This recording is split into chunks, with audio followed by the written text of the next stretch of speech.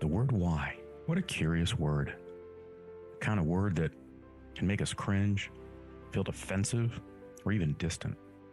But you know, sometimes why is the key that can unlock so much to our lives. Join me as we explore the why with fascinating contributors to the world, those that entertain us, inform us, teach us about life, and if we're lucky, inspire the next in all of us. I'm your host, Dr. Rod Berger, and welcome to HeadRoom, a production of Rainlight and co-produced by Old Soul. Let's go. All right, let's take a deep dive today. I really want to understand sort of how we are supporting. A lot of times we'll talk about supporting students and students of a certain age or traditional age bracket, but we're all students in life. And I think that we find where we're working, where we're spending the majority of our time. How are we learning? How are we supporting one another? And sort of advancing in our capabilities, especially interpersonally. And so I want to spend some time with Jennifer Dulski. She's the CEO and founder of Rising Team, a SaaS platform that equips managers with the tools and training to build engaged, connected, and successful teams. She has a wide range of executive experience and leadership roles at technology companies, including some of these I think you've probably heard: Facebook, Google, Change.org, and Yahoo. What an incredible background. As a thought leader, she's written about leadership and the future of work for LinkedIn influencers. She teaches management as a lecturer at the Stanford Graduate School of Business, and her first book, Purposeful, about how each of us can be movement starters, was published by Penguin Portfolio in 2018 as a Wall Street Journal bestseller. I've seen you on Good Morning America, Jennifer. You've done the press junket. You're very good. I think it's mainly not just because I think you're an incredibly likable person, but because you're talking about things that are really important to people, in the way in which we think about our companies and how we think about our teams. Let's sort of go backwards, if you don't mind, in your background. Talk about where some of these things sort of were born in you to think about impact other people outside of yourself. Because I think that's sort of this, I don't know if it's a dying skill set or one that we need to sort of rebirth, which is understanding our own footprint in the presence of others and the way in which we impact them positively, negatively, and maybe indifferently. And I think in your background, you've done a really nice job of understanding these, especially when we think about technology. So give me a little background on where your advocacy for team started. Sure. So interestingly, I started my career in a way that's pretty atypical for most tech executives, which is I was a high school teacher. I started a nonprofit right out of college to help students become first gen college graduates. And for me, my purpose in life has always been about creating positive impact for others. I have always felt like my own legacy would only be amplified the more people I could help achieve what they were trying to achieve. And the reason I started as a nonprofit and a teacher is because I felt like I could do that kind of in a hands-on, deep way with individuals. And for sure, that was true. You know, I still have people who were students in my classes come up and say, I chose my career because of this. Or, you know, I had parents of the kids who went to college say, you know, it's a sink or swim world, and you taught my son how to swim and things like that, which was very meaningful. The reason I got into tech is because I wanted to see if there were ways to do that at scale. So when you run a nonprofit, you can raise twice the money and you serve maybe twice the students. And that was compelling, but I thought there's got to be a way to do this in a more exponential way. And that's what took me to a career in tech. And you mentioned some of the companies, but the ability to serve millions and then billions of people in a way that could impact them was really meaningful to me. Tell me about your relationship with technology, because I think you and I occupy an interesting generation where I think people think we're supposed to have the answers, maybe, or the younger generation thinks we're supposed to have it.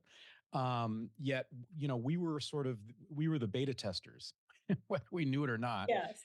And tell me about that sort of first piece of technology, or when did you feel like you were comfortable with technology? Because I always see people like at the soccer field, like, are they comfortable with it? Do they want to talk about it? Can they utilize it? And it sort of runs the gamut.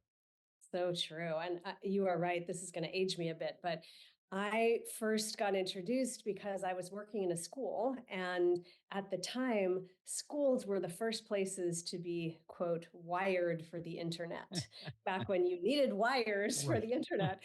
And I thought, this is really interesting. I had a woman on my board at the time, and I said, I have access to this thing called the internet. I don't know what it is. And she wrote for me on a Post-it note. She said, there's two guys at Stanford that have started this site that helps people navigate the internet. And she wrote it for me, www.yahoo.com, stuck it to my computer on a Post-it note. And that changed everything for me. Because once I got access to Yahoo, I thought, this is incredible. This is going to change the world. I immediately went and said, I have to work at this place, which I did. And I spent almost 10 years there. And yeah, we've seen so many massive changes in technology. I actually found in my basement, I was looking through my old stuff and I found a digital camera, like one of the first digital camera, it says holds 20 photos. Like, can you believe that? So yeah, we've seen all of this. And the amazing thing is how exciting the changes still are that are happening. And I will say the generative AI explosion that's happened over the past year has been the single most exciting tech change that I've seen in my whole career, even having seen all of that. And I'm going to put a pin in that because I'm with you, and absolutely would be remiss if we didn't talk about generative AI. Let's talk about. I love this notion that you're an educator, you get the Post-it, right, and then you say, I need to work there. Now, is this out of just sheer proximity that you had access to these companies with where you live, or was it something sort of in the family gene pool that said, if you dream it, you can do it, kind of a thing? Like, were you always like this as a little girl? If you thought you could do something, you just dove in, or were you Yeah. cautious? I think it was a little bit of both. So it is true. I grew up in San Francisco. So I grew up amidst a sea of innovators. And I had two working parents, which has its both pros and cons. But certainly, I had a working mom who went to business school at night with two kids, changed careers, and a dad who really had two daughters and then three daughters and said, you can do anything. So I had a lot of that, what Ben Rattray, the founder of change.org, used to call love privilege, which is like not just the birth lottery, but also people who believed in me. And then, though, when I was working at the school, I actually was working in Pittsburgh, Pennsylvania. So I wasn't back in the Valley. I didn't have the proximity, but I did have that belief in myself. And you can tell because I went to Pittsburgh in the first place to found this nonprofit, even though I had never been to that city, never stepped foot there once in my life. And I said, I'm going to start this thing. And I found a head of school who wanted to, host it at his school. And I said, yeah, I can do that. I was 21 years old. I raised $1 million for that nonprofit. I started it. He said, why don't you take 2 years to start this thing? And I said, I know I can start it in a year. And if you make me take 2 years, I'm going to go somewhere else. And that's kind of just always been inside. I've kind of been founder from the beginning, I think. What's the dark side of that level of gumption? I mean, I think we celebrate that, right? But at what point do you find yourself bumping up against whether it's skills you haven't had access to or been sort of in front of or learned, where you kind of say, "Wow, this is what it commands of me right now," but I haven't really had the experience. Help me understand, how do you navigate that? Is it bumper bowling, or do you find that you can go into the gutter there as you're bowling and creating something? Yeah, this is a really good question, and to be honest, no one has ever asked me this question before. So, and I get asked a lot of the same questions. So, what I would say here are two things. One is, everybody has natural talents, the things that just come easily to you and that you are born with. If I asked your parents or your childhood friends, what were you like as a kid? This is how they would describe you. I believe my top natural talent is I am a fast learner of new things. And so, as it turns out, all the time, every single time I have started a new job, there have been a ton of things I did not know how to do. And that is my happy place. I kind of jump in and learn new categories and learn new skills. I started as a teacher. I went to the internet. I took over the autos business at Yahoo. Didn't know anything about cars. And so that part came easily. The dark side, as you put it, is that it is a constant, it's always inside me. And it's very hard to turn off. And so people who know me well know that most weekends I work, as an example. I don't expect my team to work on the weekends. I don't ask them to, but I do, because it's like always churning inside me, and it's hard to turn it off. What's the impact on evaluating talent then? If that's the platform by which you live, Yeah. how do you understand sort of complementary skills?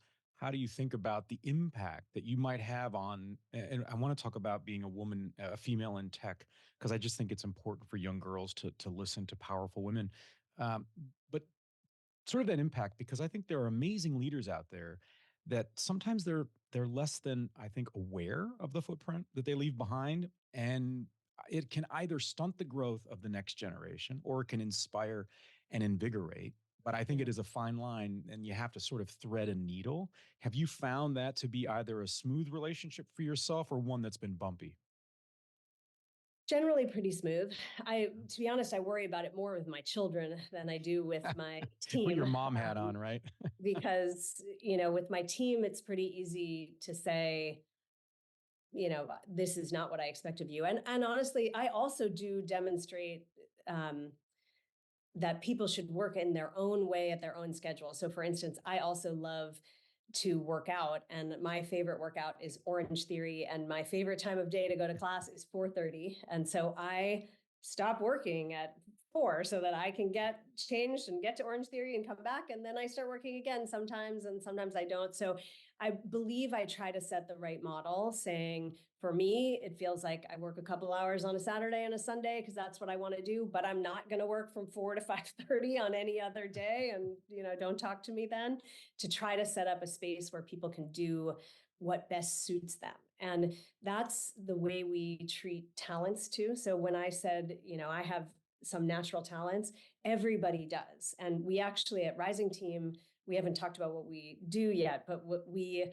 as you said, we're a SaaS platform. We help leaders run deeply connecting, interactive sessions with their teams where they build deep insights about each other. One of our sessions is about natural talents, and everybody takes a little assessment and then they can overlap their talents with each other. And as an example, I love to get people excited about new ideas. I love to cultivate teams. I hate to plan.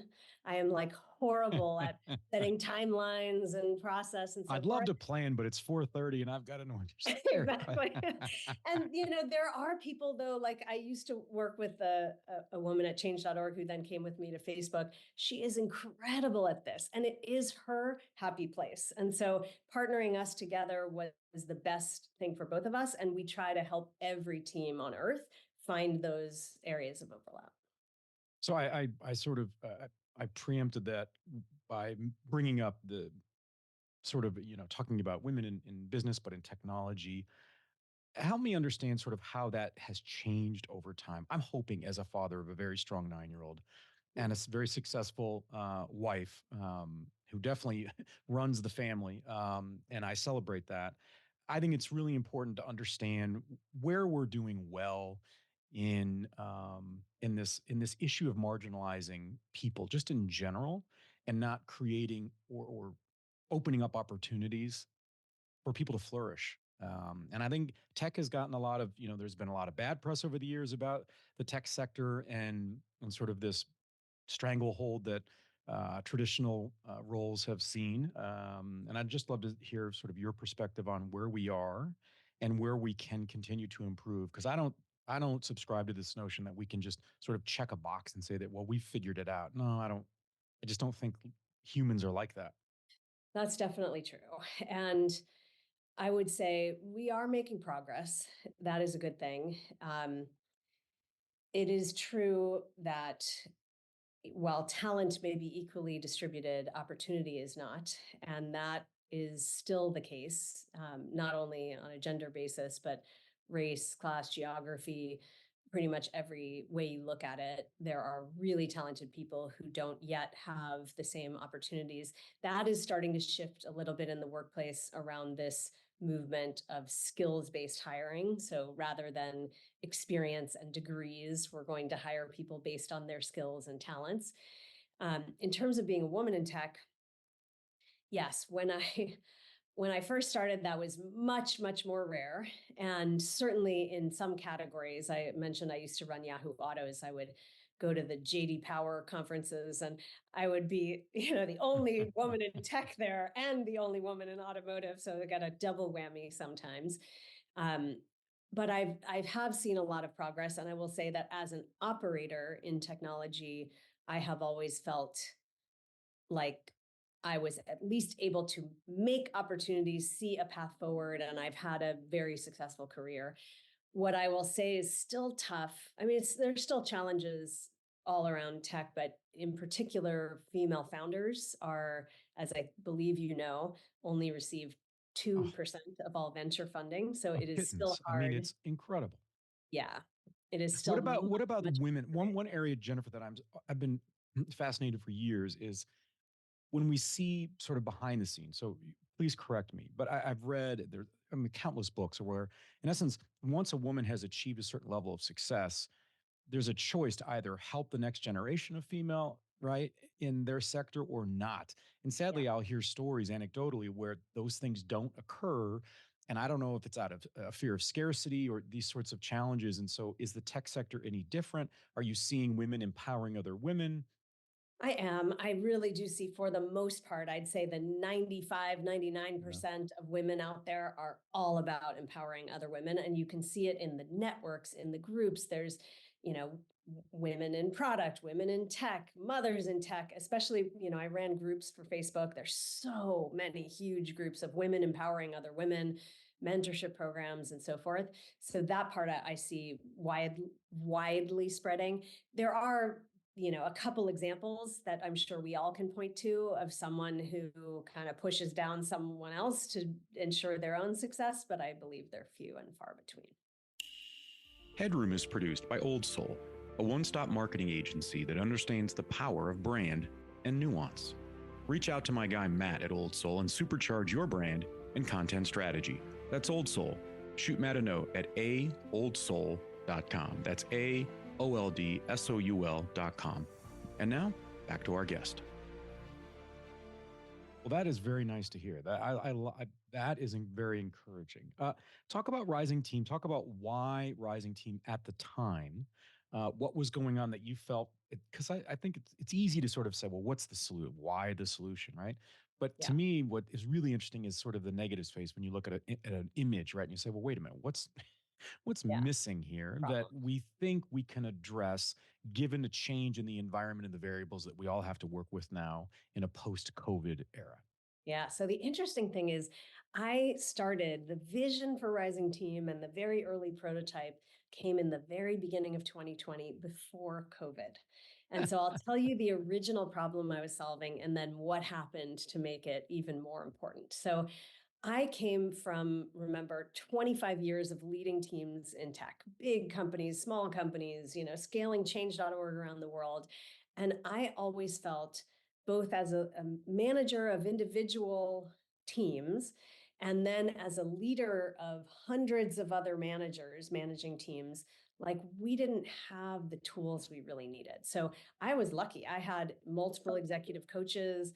I was trained by Fred Kaufman. I have an MBA, and I always describe it like being taught to fish and then going back to the lake with a book on how to fish or like a binder. I literally had binders sitting on my desk. I was like, this is not helpful. What I need is a fishing pole. I need tools to bring to life with my teams the things I'm learning.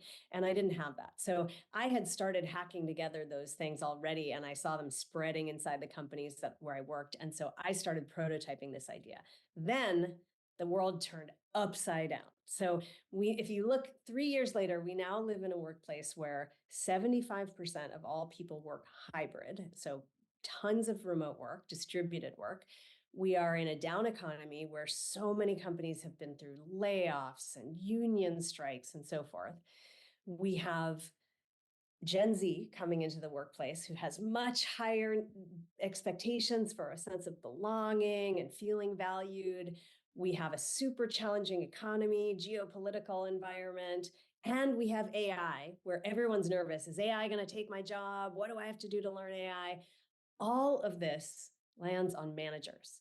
So the problem I thought I had in 2020 is magnified by thousands now of how hard it is for managers. So they desperately need support. Managers are more burned out, more overwhelmed, and quitting at higher rates than ever before. So paint the picture for me. So how does Rising Team work? So if I'm engaged with it, how do I apply this? I mean, is there just kind of walk me through the Yeah. experience so that So people here's understand how it's being yeah. So here, disseminated? here's how it works. If you think about it, your job as a manager, I describe great managers are a little bit like great sports coaches. Are you a sports fan at all? I'm there needs to be a step program for me. Like I'm addicted to sport. That's my happy Okay. place. I also am a big sports fan. I grew up in San Francisco in the 80s, so I am a huge 49ers I fan. would say so. Yeah. Yes, big year for us. I fingers crossed. And I also was a coxswain on the rowing team in high school and college. And my boat actually won national championship when I was in college. So I really deeply believe that the best leaders are like the best sports coaches. They do three things. They clarify, what does winning look like? Where are we going? What is your role in getting us there? They coach, which means they understand each person on the team, their unique talents, preferences, working styles, needs, and help them reach their individual potential as well as help the team succeed. And then they connect. They make the team feel like a team, support each other, want to be in it together. And Rising Team is about helping make it easy for managers to do all those three things. So the way it works is that we built different kits on different topics. We took all the topics of high performing teams like psychological safety, appreciation, setting expectations. We made a kit for each one. And the kit has a session that you run with your team in a synchronous way. It can be remote or in person, mobile or laptop. And it walks you through all the things that a facilitator would do, but without needing a facilitator, because you as the manager basically follow the software. It has an icebreaker, it has some learning goals, it has an activity, it pulls your data together, it has reflections and so forth. And so for somewhere between the sessions run between 10 minutes and 2 hours, depending on which ones you pick. And we recommend that people do at least 2 or 3 of these a quarter. So it's not a lot of time. We call it like HIT for managers, like high intensity interval training. But for somewhere between, 2 hours and 4 hours a quarter, you sit down, you make your team feel like you care about them, you value them, you understand them. It works extremely well. We have all the data to show it moves employee engagement, it moves connection, et cetera. And now what we're building and about to launch this year is an AI coach that sits on top of that data, because you have all the insights, but it's hard to remember them when you're in the day to day. So how is So the now, AI? Okay, so yeah, so yeah, how introduce us to this AI. yeah. So So what's the response look like? What's it feel yeah, like? so basically, imagine we had spent 2 hours together and I was uncovering your user manual, which is like, how do you like to receive feedback? What times of day do you like to work? When is it okay to interrupt you? And then later, I wanted to say, okay, Rod did a really good job on this particular activity. I'd like to, appreciate, recognize him. I'm going to go and ask my AI coach called Artie for Rising Team, um, to help me with some ideas for how to appreciate Rod based on his personal preferences and, you know, ways he likes to be appreciated. It will give me suggestions that are unique to you that would be different than another person on your team. And then I can say, well, I'd like to write a thank you note, to Rod. Can you help me draft a thank you note? And of course it will. So it has all the power of generative AI in the leadership based, science best practices. And then it adds the insights that are unique to you from your Rising Team sessions. So that's what we believe is kind of the winning combination: deep human connection plus AI. Sounds like you could also solve marriages. You could save marriages. I know. Not solve, I, save. yes, it's funny. I haven't thought about that, but no, Sounds like a yeah, fantastic app. yeah, right. Okay, so I'm assuming, I mean, this is a softball for sure, but just to clarify, I mean, given your work at Stanford and coming from an educator background, are you in your happy place right now because you're able to sort of combine all of these ingredients? I love it. I love it so much. This is, and sometimes I think people think about their careers and every point along that line is something that's leading you to another place. So I have not regretted any of the choices I've made. I've learned a lot. I've loved them, but this for me is the company I've been meant to build my whole life. And I love the combination actually of spending time at Rising Team, which is the scale piece. How do we get this out to millions and then billions of people? And the time I spend at Stanford, which is the depth piece, where I get to be one-on-one with students in class It's like on a going to the daily gym for you, basis. isn't it? Yes, yes, it is. I love You it. know, one thing I'm hearing from you, so I'd love for you to talk a little bit about the facilitator role in the sort of origination of Rising Team, because I think that, look, I think there has been good content out there, but we've all experienced content that is delivered or made available, and that's where it's always fallen short, where it's Yeah, stale. It's like, who in their right mind would even want to participate in this outside of just checking a box or sending yeah. an email that you've completed something? Um, how much did that play into your thinking about how, if I'm a manager and I'm sort of now playing the role as a facilitator with your materials, your kits, talk about that? We talk about buyer personas. I would think that you really have a good handle as a team, you guys do, in understanding just the different sort of voices, perspectives, experiences of managers out there that are going to be really deploying and representing what you've all built. Yeah. The interesting thing, you make a good point here because most content in the learning world, it's delivered in one of two ways. It's either delivered asynchronously, usually via video or sometimes books, et cetera, but it's flat. There's no synchronous interaction at all. And that's what I call the fishing book problem, right? You learn a lot, but it's such a heavy burden for you to take that and turn it into something for anyone else to use. And it generally doesn't happen. 99% of the time, people can't, it's just very hard to implement. The other way content gets implemented is synchronously through live facilitators. And sometimes they're in person, people get together at offsites. Sometimes they're virtual cohorts, which are very popular now. And those, as you say, they're kind of hit or miss based on how good the facilitator is. You can have awesome facilitators, and people love that stuff. They would do it every day if they could. Companies can't afford to because it's really expensive to bring in those people, especially the good ones. Um, what we've done is say, what if we made every manager, every team lead on earth into a facilitator? And we took away the need for the showmanship of it because it's just you and your team. It's just a lot of it is just about asking the right questions, giving the right prompts so that they have that conversation. And as it turns out, that is the magic formula. It's giving them the tools so they just press go and don't really have to think about it. And you can see it in the scores because we ask 4 questions at the end of every session. Do you feel more connected to your team? Did you learn something valuable?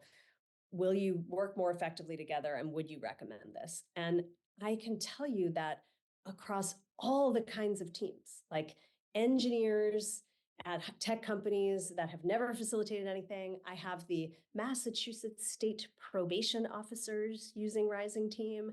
We have, marketing teams from around the world on 6 continents.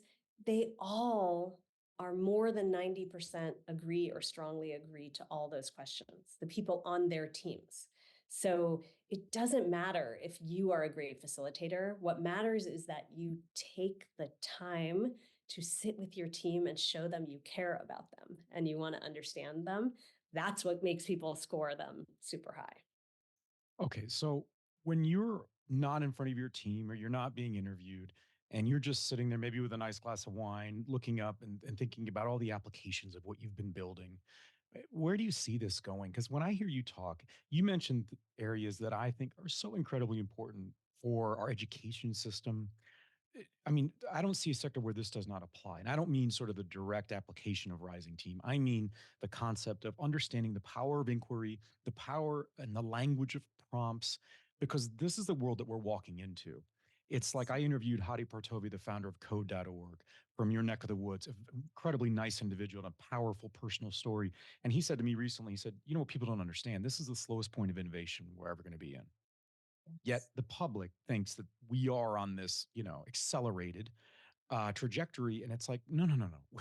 only getting faster. It's I don't know only if getting you've faster. seen the chart for the AI, like, the number of parameters and the models and so forth. It starts in 1950, and it's like there were 40 petaflops, and now it's like the last 10 years, it's like twice as fast as Moore's law. So I agree with him completely. It is, yeah. I also really agree with you. At the end of the day, it is about the combination of our humanity and the technology. The only way people will succeed is to have both. We cannot be a tech-only world because at the end of the day, we're human.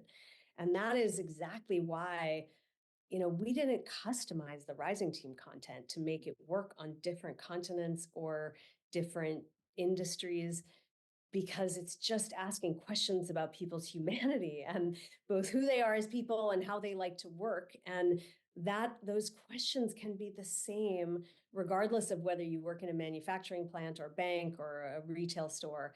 And it is, when you ask where I think it will go or where I want it to go, I say completely, not facetiously, every team on earth.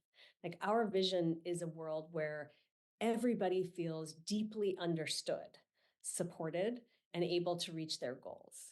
And that's true whether you're a student, whether you are in the workforce, whether you're a parent. And so, yes, we've started actually a version called Rising Team for Schools, but over time, yeah, that's what I want. I want everybody to feel understood and And know how to understand each other. And Jennifer, that's the power, because you're talking about the power of simplicity. It's like one of my favorite books, Daniel Pink, I don't know if it was 2008 or around then, A Whole New Mind, where in essence, the more we develop and we escalate in our technology, the simpler we almost like fold in on ourselves.